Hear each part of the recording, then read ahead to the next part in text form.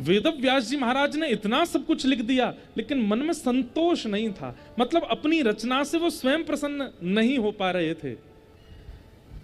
अब ये भी कह दूं कि प्रसन्न थे पर संतुष्ट नहीं थे। लगता था कहीं कुछ छूटा है, कहीं कुछ रह गया है। और तभी वहां नारद जी महाराज का आगमन हुआ।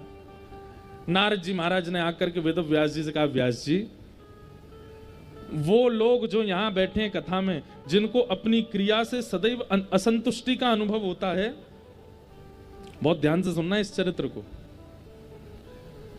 नारद जी महाराज आए, आकर के बोले, कहिए व्यास जी कैसे हो आप? मुखमंडल पर आपके थोड़ा ऐसा लग रहा है कि कहीं ना कहीं असंतोष है। व्यास जी महाराज बोले, नारद जी, मैंने इतने ग्रंथ लिख दिए, मैंने अपने जीवन की सारी पूंजी, सारा ज्ञान शब्दों में पिरो दिया मानव कल्याण के लिए, पर पता नहीं क्यों मुझे संतुष्टि का अनुभव नहीं होता। मुझे ऐसा लगता है कहीं कुछ अपूर्ण है, कहीं कुछ रह गया है, कुछ छूट रहा है। तब नारद जी महाराज मंद मंद मुस्काते हुए कहते हैं, हम बताएं क्या छूट रहा है? बोले, क्या छूटा है? कि भवतानुदित प्रायम यशो भगवतो मलम ये नैवासौ न तुष्येत मन्ये तद्दर्शनम किलम। ये जो राग है ना, ये भगवान का सबसे प्रिय राग है, राग केदार, जिसमें अभी हमने गाया। हमको संगीत आता नहीं है, पर ये सब गुरुजन है हमारे, ये लोग बताते रहते हैं, इसलिए पता है। तो अभी गाया इसलिए मैं आपको बता रहा हूं। आप नर्मदा जी के तट पर रहते हैं, जिनको थोड़ा बहुत भी स्वर का ज्ञान हो ना, संगीत नहीं आता लेकिन स्वर है। जैसे हम हैं, हमको संगीत नहीं आता पर स्वर है। कभी कभी नर्मदा जी के तट पर जाकर के शाम को एकांत में कुछ सुनाया कीजिए, कुछ गाया कीजिए। और अगर कृष्ण भक्ति चित्त में हो तो राग केदार गाया करो। स्वयं नरसिंह मेहता को ठाकुर जी कहते हैं कि जब भी मेरे दर्शन की इच्छा हो ना, राग केदारा गाना। मैं दुनिया के किसी कोने में होऊंगा, एक क्षण के लिए तुम्हारे सामने आ जाऊंगा, मुझे इतना प्रिय है राग केदार। भवतानुदित प्रायम यशो भगवतो मलम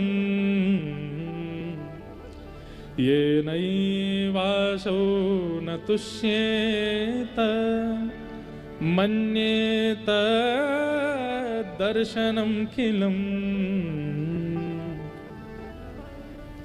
नारद जी कहते हैं, व्यास जी,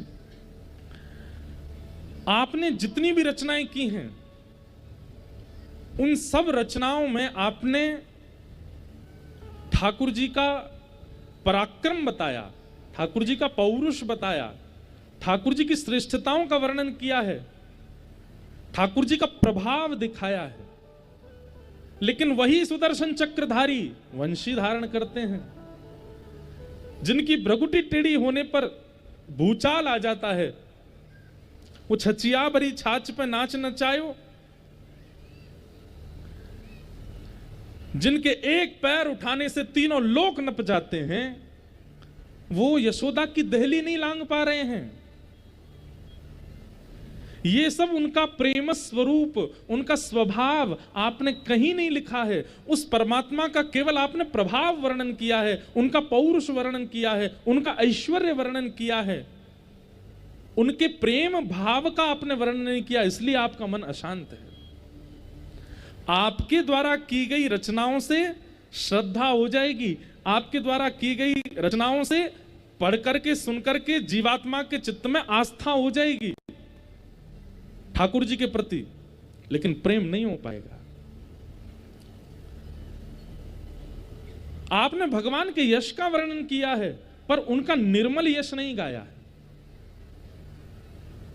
जैसे किसी कन्या का ब्याह हो और घर के सब लोग उसके लिए लड़का ढूंढे, तो कोई एक व्यक्ति किसी लड़के की पहचान लेकर के आवे और लड़की भीतर बैठ करके सुन रही है और बाहर सब परिवार के लोग बैठे हैं, और वो बिचौलिया जो लड़का देख के आया वो क्या बता रहा है, उसके पास ऐसी गाड़ी है, उनके घर में 8 कमरे हैं, हर कमरे में एसी लगा हुआ है।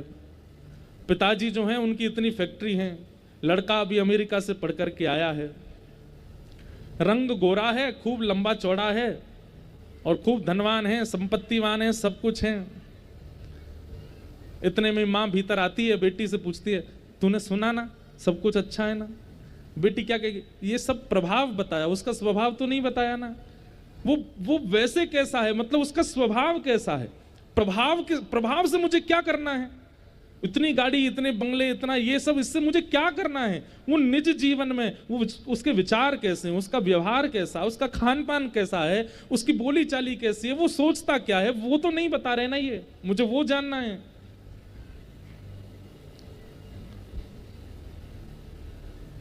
ठीक वैसे ही नारद जी महाराज कह रहे हैं कि व्यास जी, आपने ठाकुर जी का प्रभाव विस्तृत कर दिया सब जगह। सहस्त्र शीर्षा पुरुषः सहस्त्राक्षः सहस्त्रपाद, उनके 1000 सिर हैं, 1000 आंखें, 1000 पैर हैं, 1000 हाथ हैं, वो ऐसे चलते हैं, वो ये करते हैं।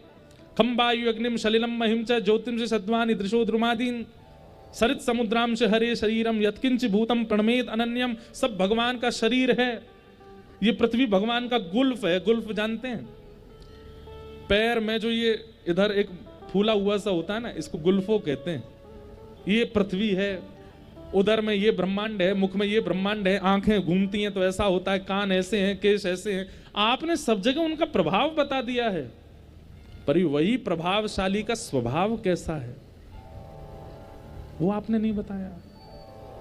यशोदा मैया जब यमुना जल भरने के लिए जाती हैं तो यशोदा मैया की सिर की ओढ़नी वो जब पीछे छूट जाती है ना, उसको श्री कृष्ण पकड़ लेते हैं और मैया से कहते हैं, मैया मैं जाऊंगा तेरे संग। मैया बोली, लाला तू खो जाएगा, मैं तो 2 हाथन से मटकी पकड़ूंगी तो कौन संभालेगा? तो ठाकुर जी कहे, मैं ओढ़नी पकड़ के चलूंगा। और जब यशोदा मैया जाती हैं तो ओढ़नी को ऐसे दोनों हाथों से पकड़ के कहीं मैं खो ना जाऊं, वो परमात्मा पीछे पीछे चलता है। तब आकाश में देवता कहते हैं, जय हो यशोदा मैया। पूरे ब्रह्मांड का निर्माण करने वाला खुद डर रहा है कि मैं खो ना जाऊं और आपकी ओढ़नी पकड़ के चल रहा है। और उसी समय गोपियां अपने अपने घर की खिड़कियों में बैठ जाती हैं, हाथ में मक्खन लेकर के, और सबको पता है कन्हैया जा रहा होगा। तो यशोदा मैया तो नीचे देखते हुए चलती हैं, इतने में वो गोपियां खिड़की से अपने हाथ में मक्खन रख के ऐसे बाहर कर देती हैं। और जैसे ही दूर से कन्हैया मक्खन देखते हैं, मक्खन देख करके ठाकुर जी के मुंह में पानी आ जाए। ये कहीं लिखा अपने ग्रंथों में ये बात? नहीं।